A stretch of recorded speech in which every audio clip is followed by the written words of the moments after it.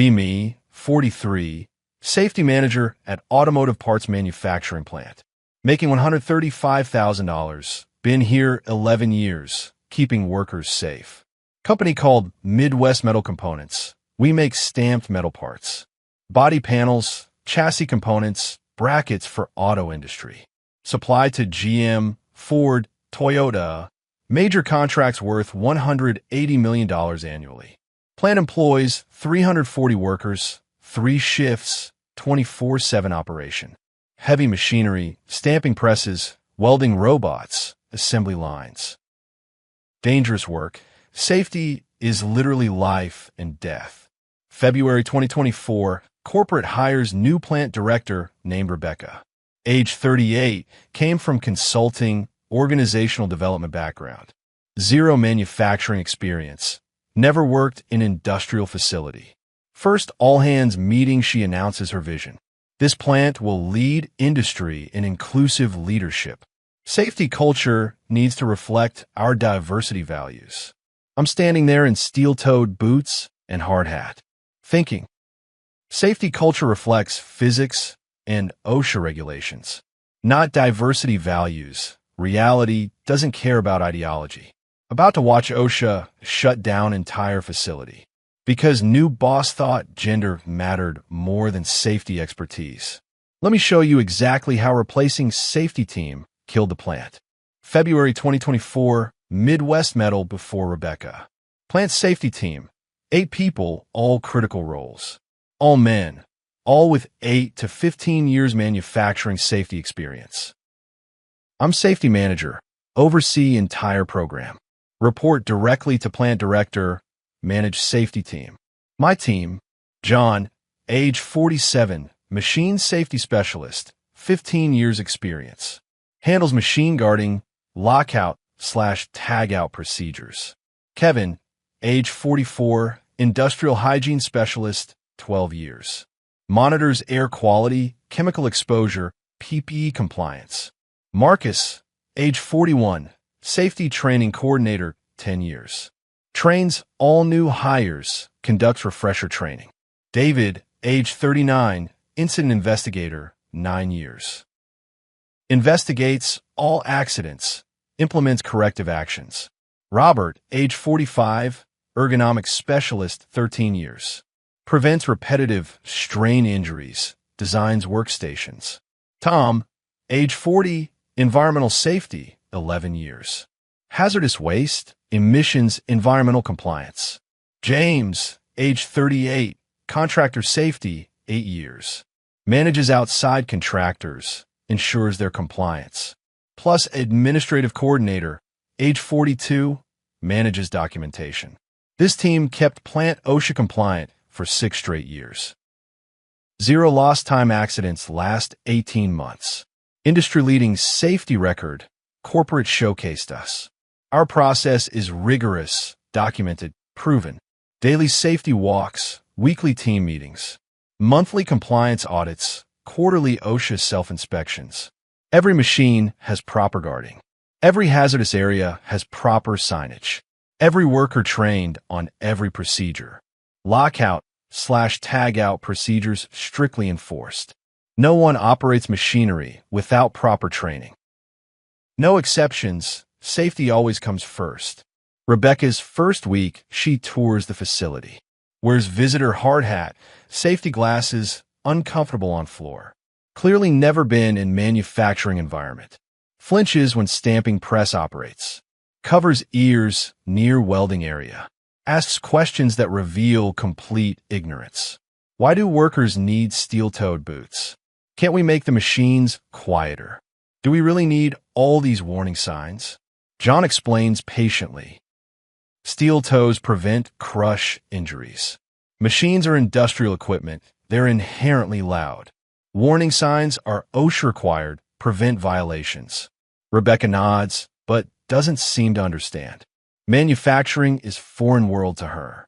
Late February, Rebecca calls individual meetings. Meets with each safety team member privately. I go first. She has spreadsheet open. Safety team is 100% male. That's unacceptable. I explain. We hire qualified safety professionals. Manufacturing safety requires specific credentials. OSHA certifications, industrial experience. Not large applicant pool. We hire best available. Rebecca, women can get those certifications too. Your hiring has been discriminatory. I push back. We've had 2 women applicants in 5 years. Both were qualified. Both declined our offers. Took jobs closer to home, better benefits elsewhere. Rebecca, then you're not recruiting effectively. She meets with John, machine safety specialist. Asks about his team's demographics. John, I work alone. I'm the only machine safety person. Rebecca, why are all the machine operators men? John, they're not. We have 40 women on assembly lines. But stamping press operators are mostly men.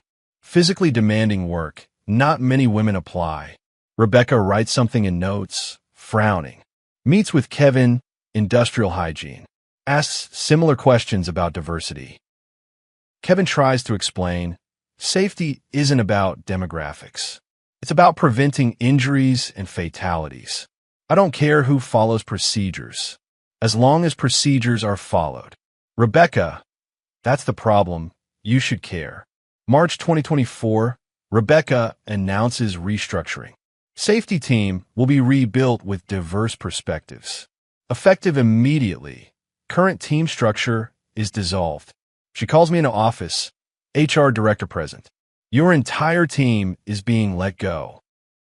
All 8 positions eliminated, replaced with new hires. I'm shocked. You're firing the entire safety team. We have perfect safety record, 0 OSHA violations. Rebecca, record is irrelevant to restructuring decision. We're building inclusive safety culture. HR director, woman named Patricia, looks uncomfortable. She knows this is insane, but says nothing.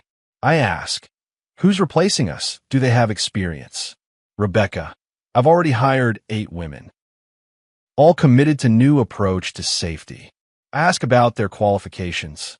Rebecca gets defensive. They're all qualified. All have college degrees. All passionate about safety. I ask specifically, do they have OSHA certifications? Rebecca, they'll get certified as needed. I'm stunned. You can't run industrial safety without certified safety professionals.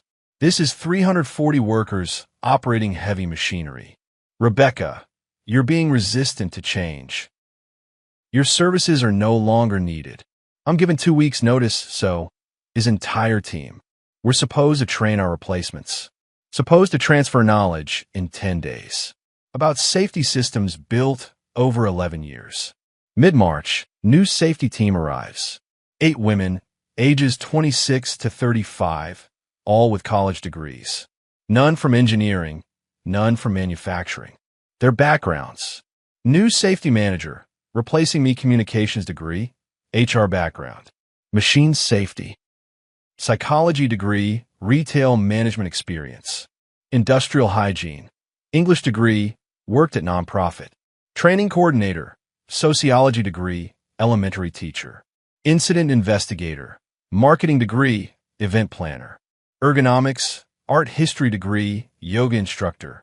Environmental, political science, activist background. Contractor safety, business degree, sales rep. Not a single OSHA certification among them. Not 1 day of manufacturing experience collectively. I'm supposed to train new safety manager. Woman named Ashley, age 31, very enthusiastic. She asks, what does safety manager actually do? I stare at her. Ensure OSHA compliance. Prevent worker injuries and fatalities. Manage safety programs, inspections, training. Ashley, right, but like day-to-day, what do you do? I realize she has literally no concept of the job. I spend 2 weeks trying to explain. OSHA regulations, machine guarding requirements. Lockout/tagout procedures, confined space entry. Hazardous material handling, PPE standards. Her eyes glaze over. She's taking notes. But I can tell she doesn't understand. John tries to train new machine safety person. Woman named Melissa, age 28, psychology degree. He shows her machine guarding requirements. Federal regulations, state codes, manufacturer specs. Every press needs proper light curtains. Every pinch point needs barriers. Every emergency stop within reach. Melissa asks, "Can we make the guards prettier? Maybe paint them bright colors?" John, "They need to meet safety standards first. Aesthetics are secondary to function." Kevin trains new industrial hygiene person. Shows her air monitoring equipment. Welding fume exposure limits. Ventilation requirements. She asks, "Do we have to do this every day?" Kevin, "Yes. OSHA requires continuous monitoring. Welding fumes cause lung disease if not controlled." She seems overwhelmed by technical requirements. April 2024, Original Safety Teams, last day. "We've done what we can in 2 weeks. Left documentation, procedures, checklists. But you can't transfer 11 years of knowledge in 10 days. Can't teach safety expertise in training sessions. Manufacturing safety requires experience. Understanding how things fail, how people get hurt. Pattern recognition built over years. New team doesn't have that, can't have it yet."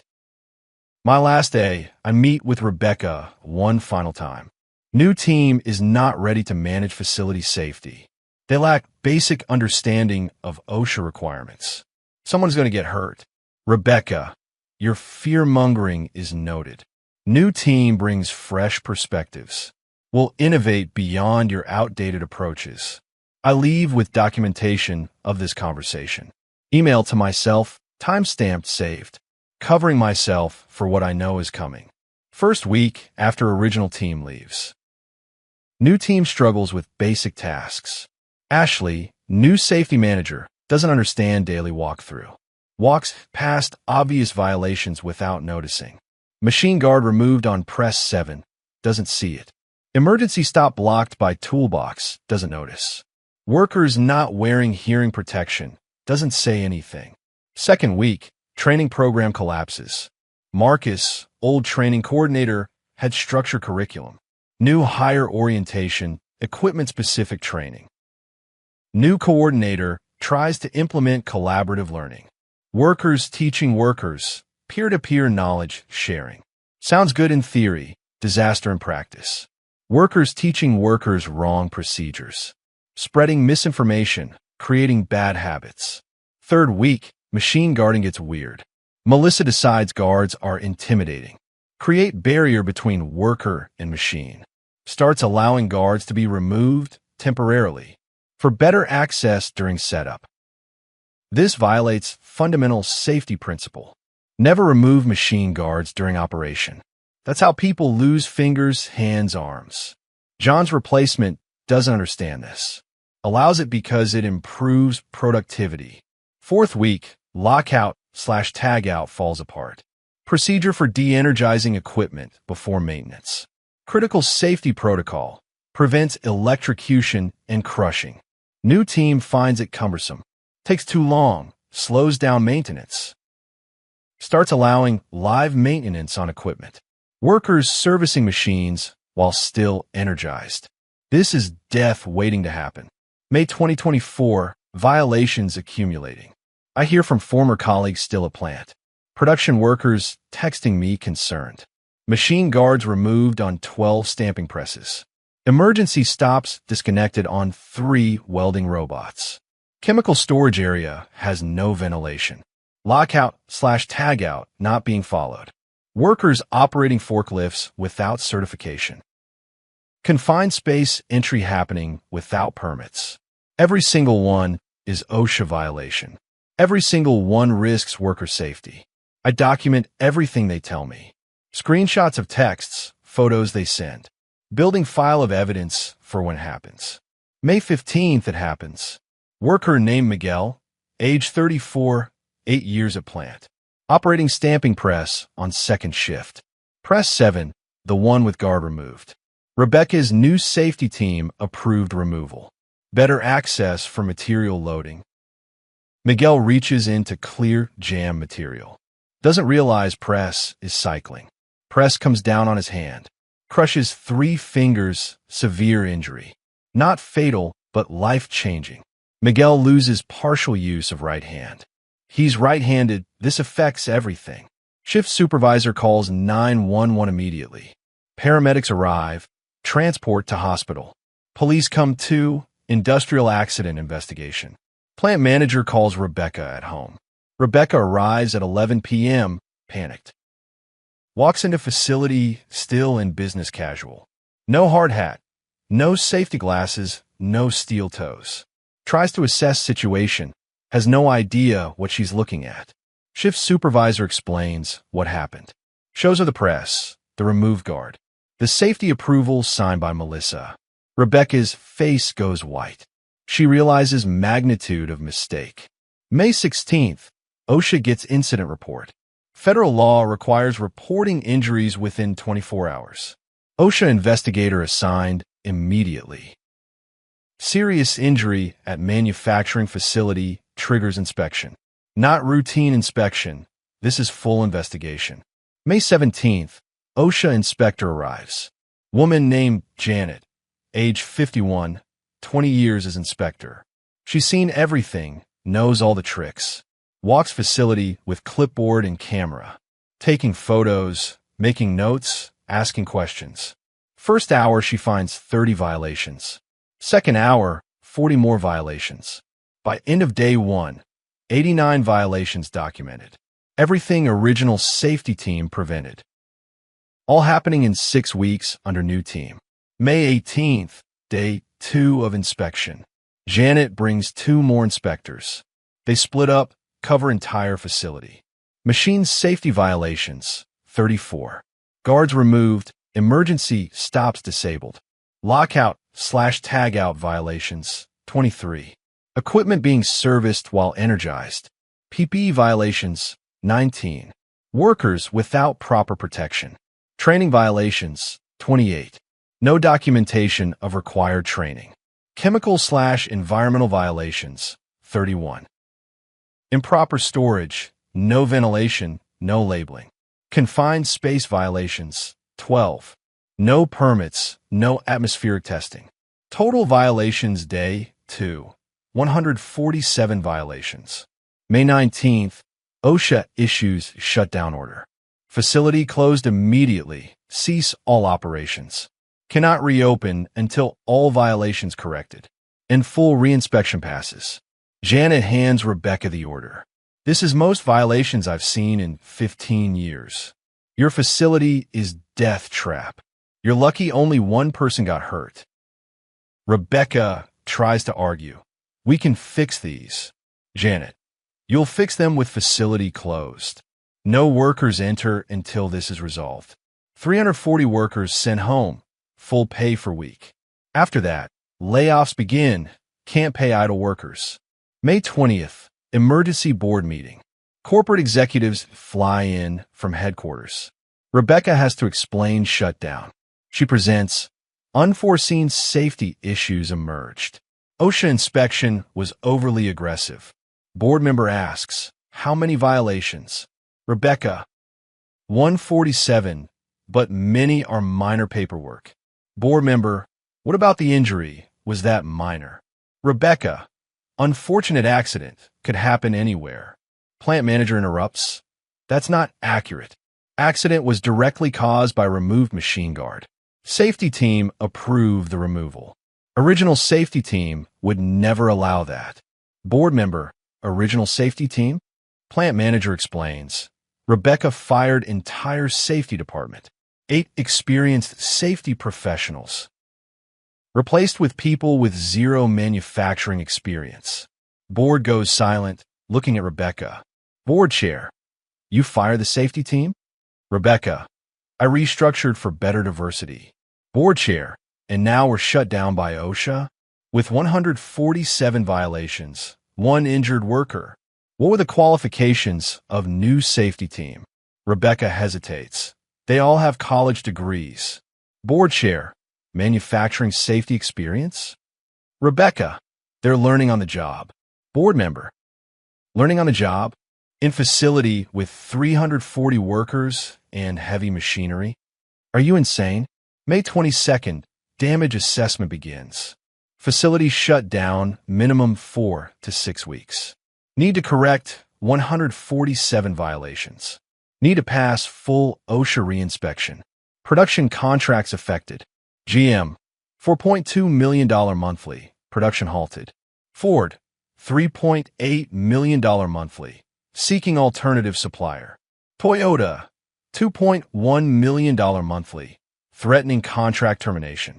Lost revenue, $10 million per month minimum. Workers, 340 people, 200 laid off after week 1. Can't afford to pay them while facility closed. Remaining 140 kept for remediation work. May 25th, Rebecca is fired for cause. Escorted from facility, no severance. Corporate brings in crisis management team. Manufacturing safety consultants from corporate. They assess what needs to be fixed.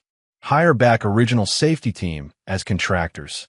$250 per hour each. They have leverage now. I come back at $250 per hour. John, Kevin, Marcus, all come back same rate. We're only ones who know how to fix this. We spend first week just documenting current state. 147 OSHA violations cataloged. Another 200 plus internal violations we find. Facility is disaster. 6 weeks of neglect. Safety systems completely degraded. June 2024, remediation work begins. Original safety team working as contractors. Directing 140 workers to fix violations. Reinstalling machine guards. 2 weeks. Every press, every robot, every assembly station. Prupe guards, prupe light curtains, prupe interlocks.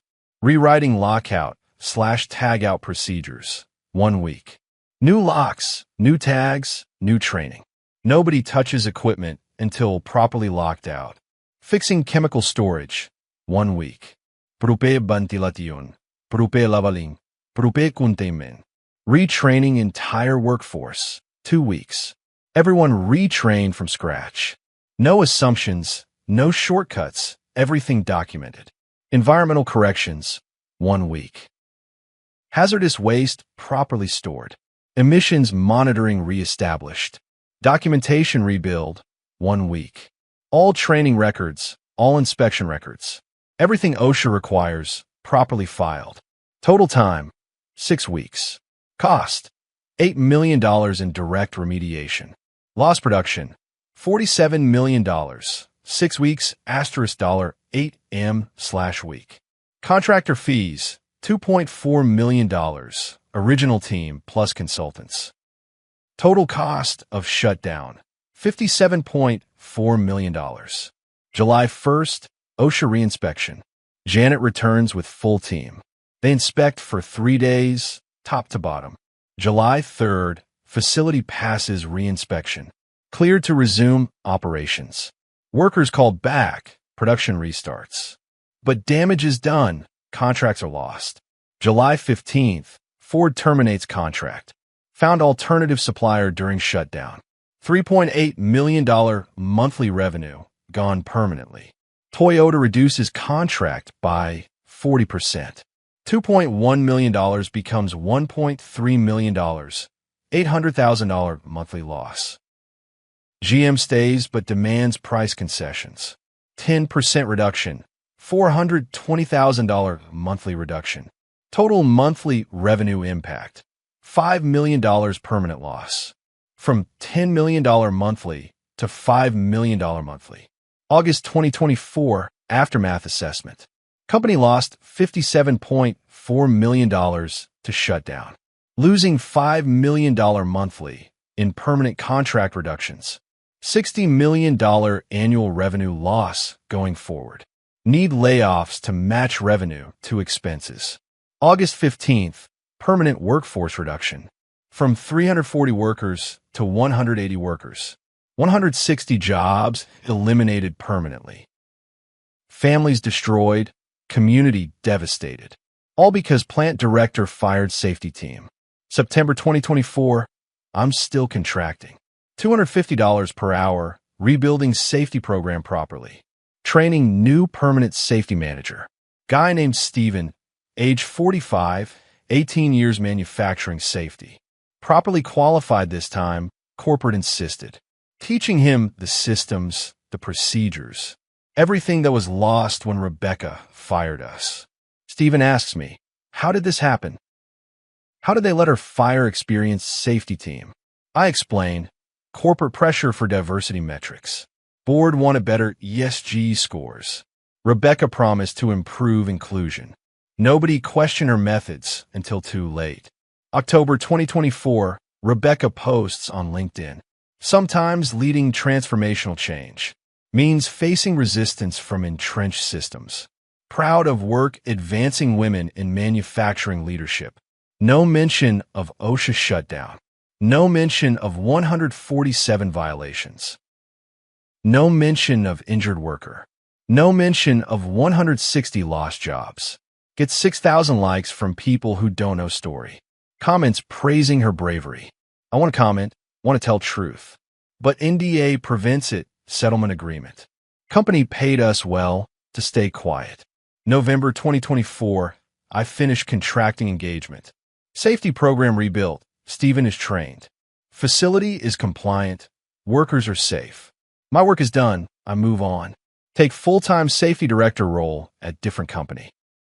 $165,000 salary, better title, lessons learned.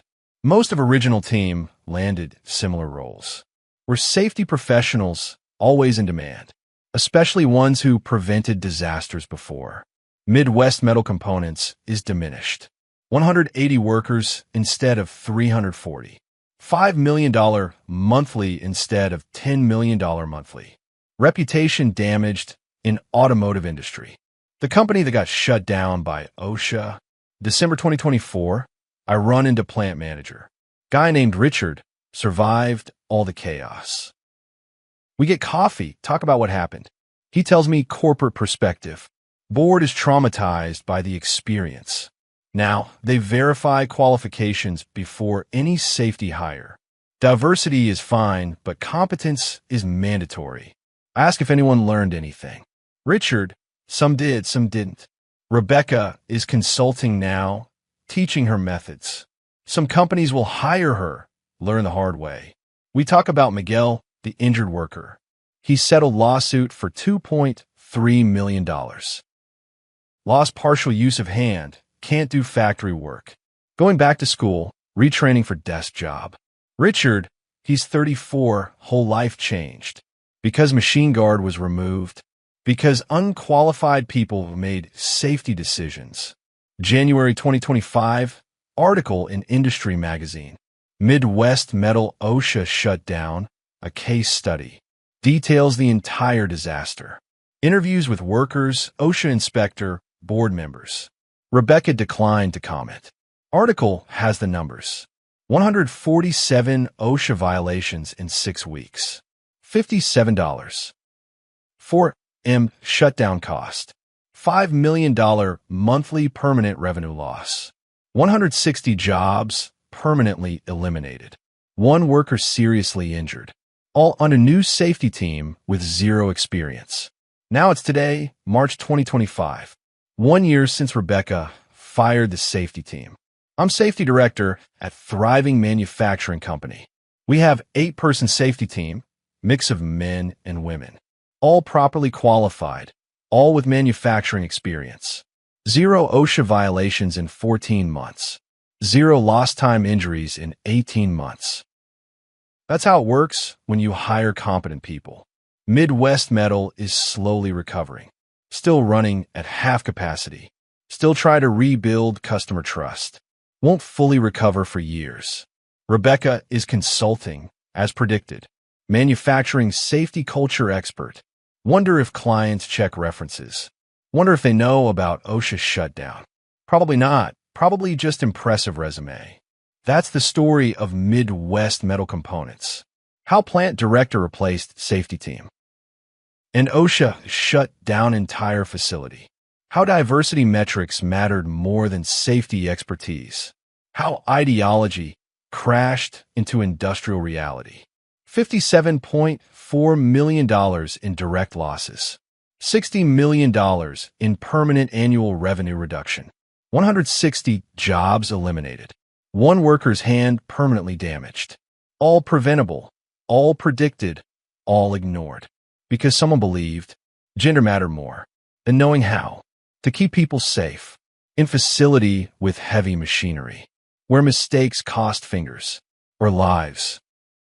And OSHA doesn't care about your diversity metrics, only compliance with regulations that exist because people died learning these lessons the hard way before the regulations existed. And we learned them again, the same hard way, because someone thought she knew better.